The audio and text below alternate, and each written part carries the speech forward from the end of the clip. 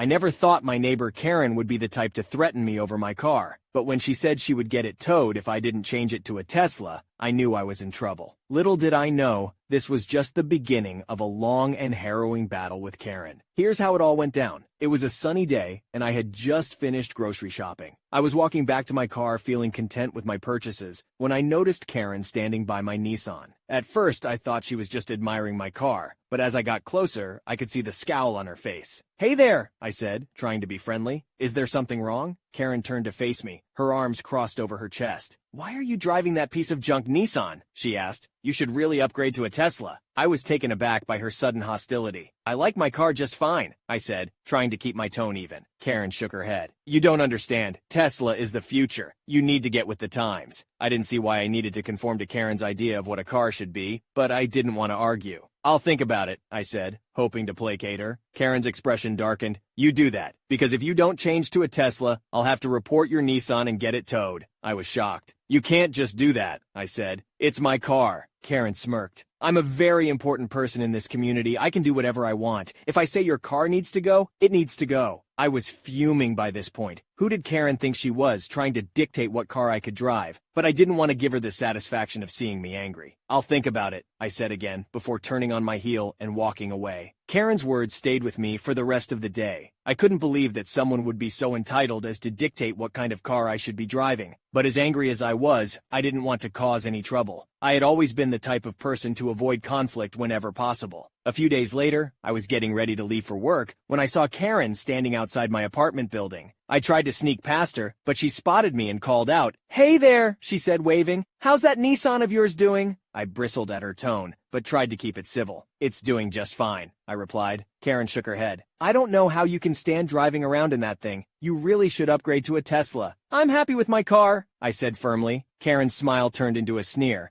"Well, I'm not happy with it. It's an eyesore.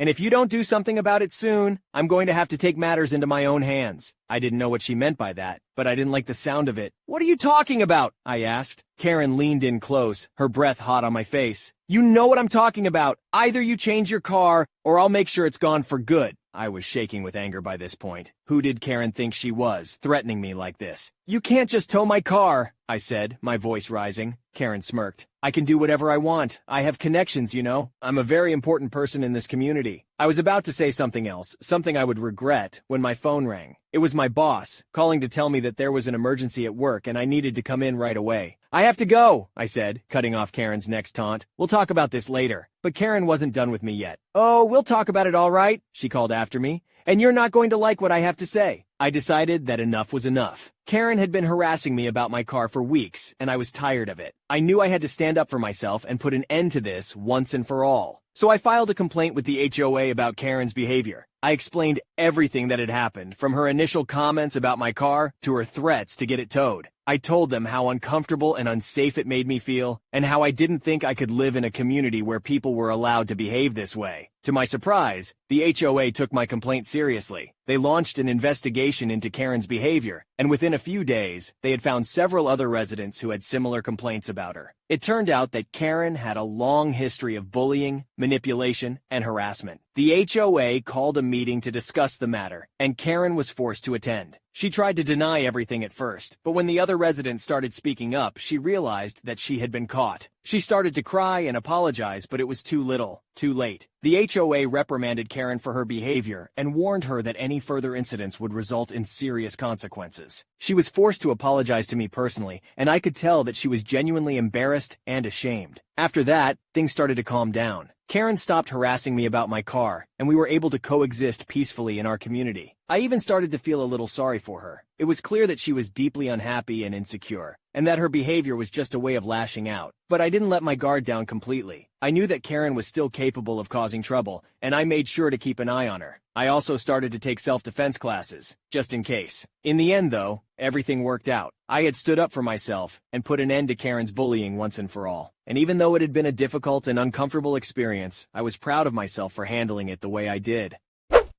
That Karen sounds like a nightmare, but I'm glad things worked out in the end, and props to him for standing up for himself. My parents have long been a pain in my rear end, but for now, I'm going to focus on my Thanksgiving from hell and the incidents leading to it.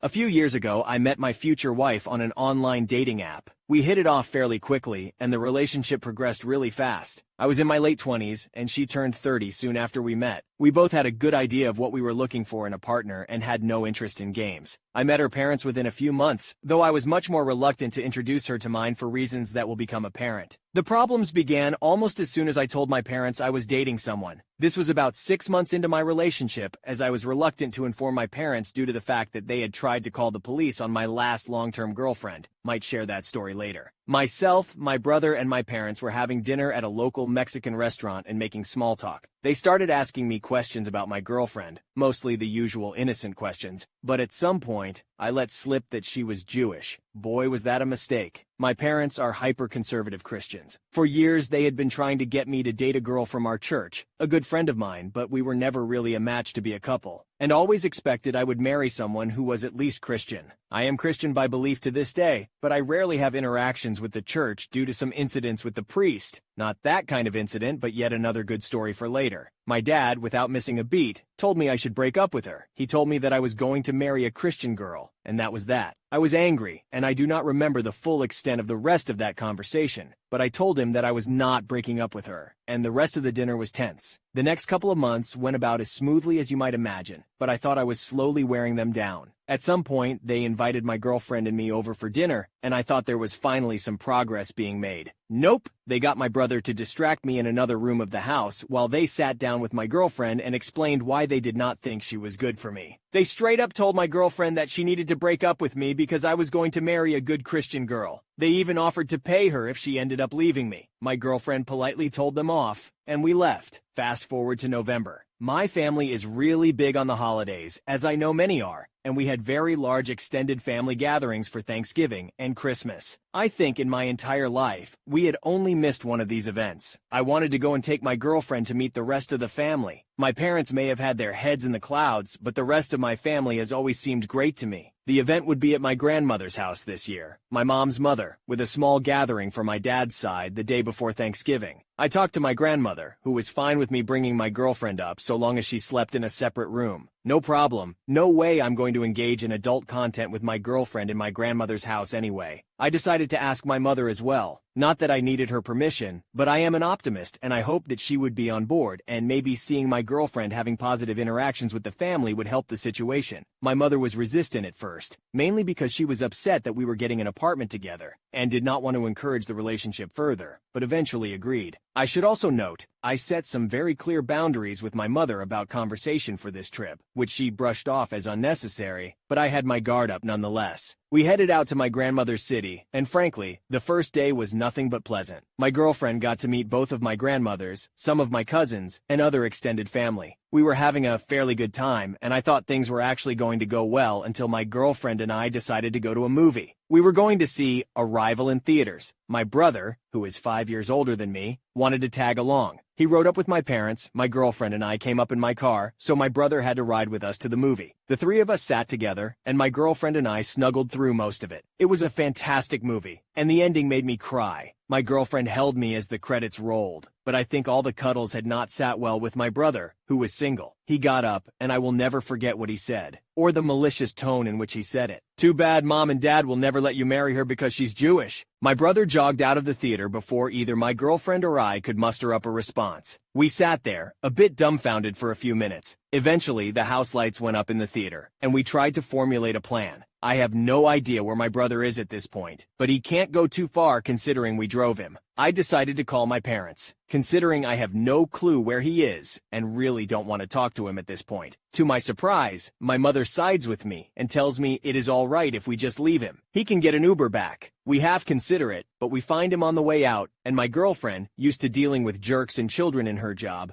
completely cows him with words. He silently rides back with us, we drop him off, and my girlfriend and I go have dinner by ourselves. We debate just leaving, but decide my parents themselves have not crossed any of the boundaries we set, so we will stay for now. It would not take them long, though. That same evening, I was getting ready to watch some Netflix in bed with my girlfriend. Nothing untoward was going to happen. She just likes falling asleep to the Great British Baking Show. As I walk past the living room, my mother calls me in and complains that I am not spending enough time with my family. I am a bit angry at this common manipulation tactic from my mother, but go chat for my grandmother's sake. My mom tries to tell me that my grandmother is upset with me because my girlfriend and I are planning on moving in together before we are married. I decide that my grandmother does not need my mother being a mouthpiece for her, so I sit on the couch in between the two of them and face my grandmother. My grandmother and I chat. She's a bit worried about me moving in with a woman while unwed, but we calmly discuss the situation. She does not back down on her objection, but eventually concedes that it is my life. She likes my girlfriend and she is happy for us regardless. This entire time, my mother has been constantly trying to butt in on the conversation, but I am physically putting myself between her and my grandmother, which is just making my mother angry. Eventually, my father sees what is going on and also joins in. Apparently, he can't contain himself anymore and just goes off about everything he sees wrong with my relationship. I can't remember his exact complaints. I likely tuned them out, but I did call him a coward for talking behind my girlfriend's back. She was in her room, still waiting for me. This really upset him, and he stormed out to fetch my girlfriend. He came back with my girlfriend in tow and proceeded to tear into her in front of me, my mom, and my grandmother, who was mortified that this was happening in her house. My son will be Christian. His wife will be Christian. His children will be baptized in our church. He was nearly screaming at her. He also basically accused her of trying to steal my inheritance by getting pregnant by me and added some very inappropriate commentary about how he knew my girlfriend was getting older and her biological clock was ticking down. Through the whole tirade, my wife stood there quietly. Like I said, she is used to dealing with jerks, and she is tough as nails. Letting him finish up and run out of energy, my girlfriend turned to my grandmother and thanked her for her hospitality before turning back to my father and asking, "Why did you even invite us here if you were going to act like this?" My dad yelled again, "We did not invite you here. We never would have invited you here." At this point, I gleefully pulled out my phone and showed him the conversation I had with my mother where she agreed for my girlfriend to be here. My dad could not find words but just glared at his wife. At this point, I told them that my girlfriend and I were leaving. It was near 11 p.m., but we packed up my car and left for our hometown.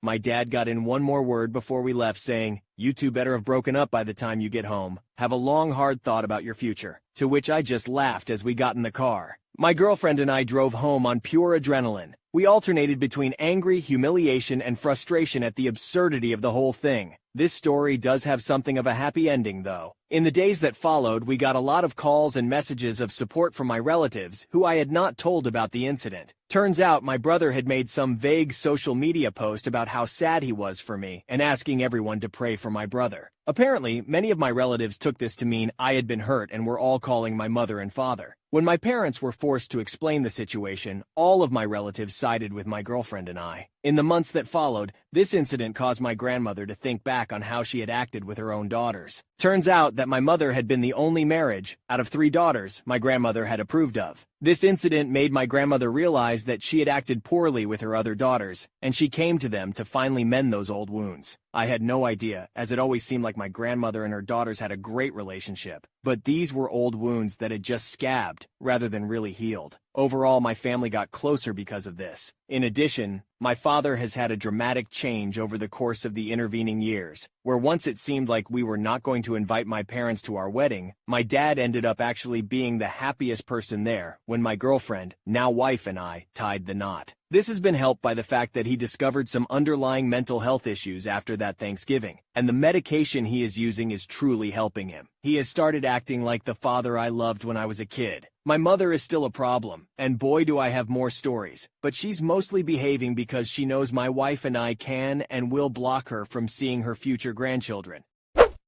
Wow, what a crazy Thanksgiving. This story had me on the edge of my seat. It's so great to hear that the family was able to come together and heal old wounds in the aftermath of this ordeal. And congratulations to the happy couple on their marriage. Here's to hoping that the future is bright and drama-free.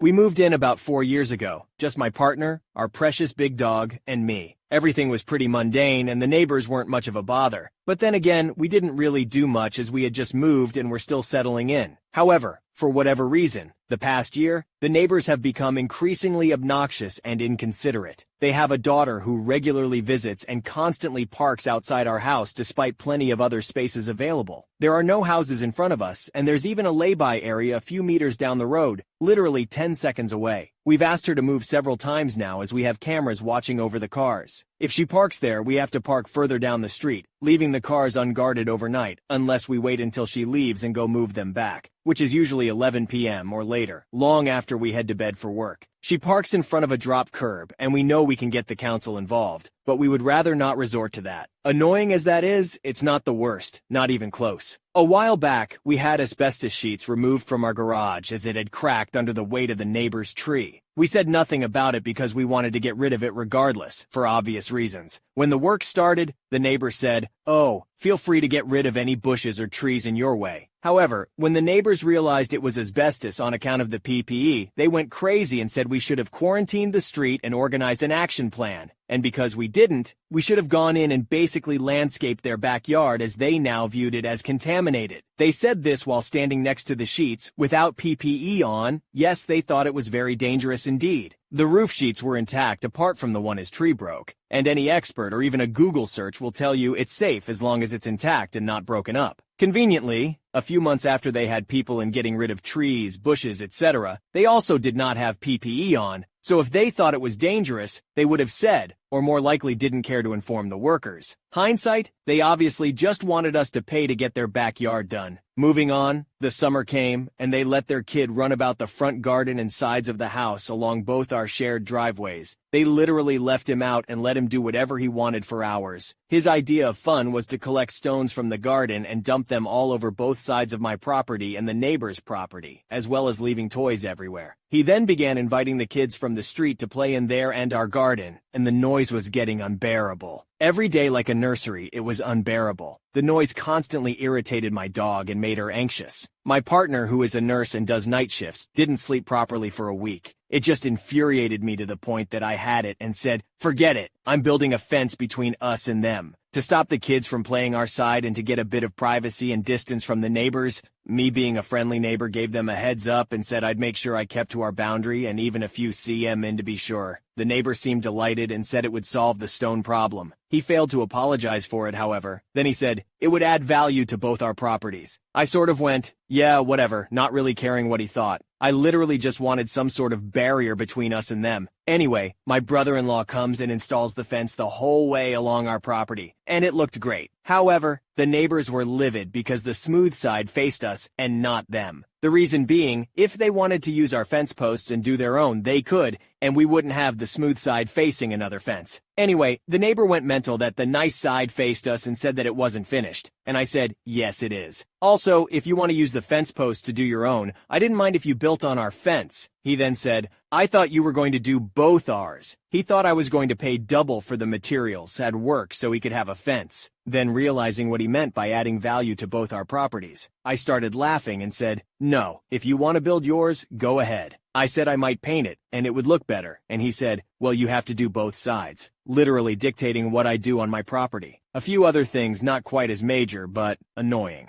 They use our bins without asking. They power washed their back and got dirt all sprayed over our shed and just left it. They helped themselves to using our skip when we had it without asking. They wanted me to knock down the middle wall between our front gates so they could fit an electric car plus charger in. Impossible now with the fence. For the first 2 years of us living there, they had a broken down car in the middle of our driveway and never mentioned when it'd be removed or even if it was okay. I'm so close to screaming at them to go away and mind their business, but I'm trying to be civil. We just want to come home after work and relax. I work as a scientist, and my job is really stressful and requires long hours, as does my partner's job. We're tempted to hire a voodoo priest or something just to get rid of them at this point. Jokes, not really. Can't believe the nerve of those neighbors though. Wow. It's so important to be respectful of other people's property and space. Hope the situation gets better for the person in the scenario. So I live in an apartment in the city, and we have our own parking lot, which is great since there are little to no parking spaces nearby. Up until a year ago, the individual parking spaces were not labeled, so sometimes people would leave just enough space for your car not to fit in between. My next-door neighbor, she's in her 40s I think, who is the jerk of this story, would constantly do this, which would drive me, my dad, and most of our neighbors insane. Especially since there was a section of the parking lot where you could fit 2 cars and 2 sections where you could fit 3. She even hit my car a few times, which I personally never saw, but I did see my car paint on her car. My car is the only car that specific color in the entire parking lot. For some background, I am a 20-year-old female who got my driver's license in January 2022 when I was 18. While I may be somewhat inexperienced, I know how to fit my car into tight spaces. This skill was honed in my school's parking lot, which was also unlabeled and didn't have enough spaces for everyone. By the time I arrived at school, there were either no spaces or really tight ones left for me to park in. Therefore, I learned how to fit my smallish car into very tight spaces. Back to the story. For 10 years that we have lived in that apartment, we've had a problem with Karen and her parking. Her dad, too. She drives a large SUV, while my dad and I drive a station wagon and a coupe, respectively. Karen liked to park in the part of the lot where you could fit 2 cars, but since she's a bad driver, she is really, I've seen her drive, and a jerk, she would constantly park in a way that you could maybe fit a motorcycle next to her on either side. The same was with her dad up until the individual parking spaces were labeled. Her dad would actually park between the lines and you could fit a car next to his, which was surprising, but not Karen. She continued to double park, and even parallel parked a few times, taking up 3 parking spaces. After a few months, she started parking a bit better, sometimes over the line, but not in a way that my dad and I had problems fitting our cars next to her.